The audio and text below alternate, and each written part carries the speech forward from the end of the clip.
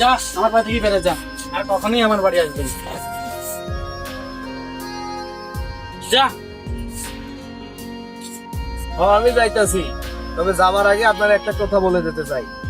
যেই বাবা নিজের সন্তানদের ছাড়া 5 বছর কাটাই দিতে পারে, সেই বাবা কিরকম হবে সেটা তো আমি বুঝতেছি। তোর সবকিছু জানা ছিল, তবে আমার বাসা আইসিস তো, আমার টাকা পয়সা দি লেখাপড়া করছিস কেন?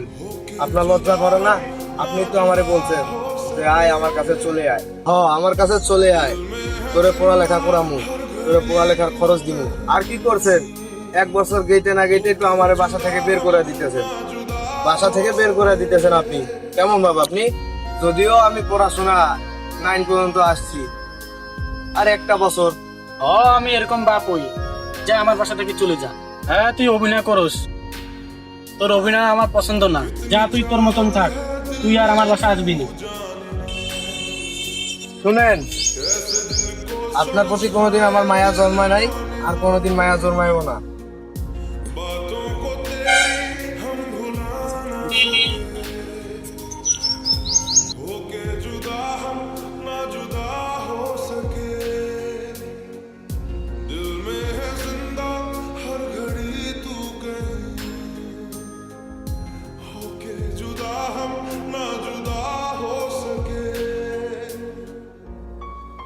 হ্যালো, কই তুই?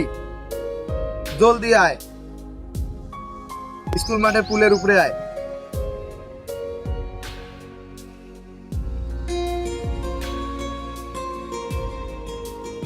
আরে বেটা, কি হয়েছে? এত জলদি ডাকলি কেন? কোথায় যাচ্ছিস ব্যাগ ধরে? আব্বা বাসা থেকে বের করে দিয়েছে। কেন? ওই যে অভিনয় করে, এটা আব্বার পছন্দ না। ওই যে পড়ালেখা করে, আর টাকা পয়সাও তেমন দিতে চায় না। তোর কাছে 50টা টাকা হইব?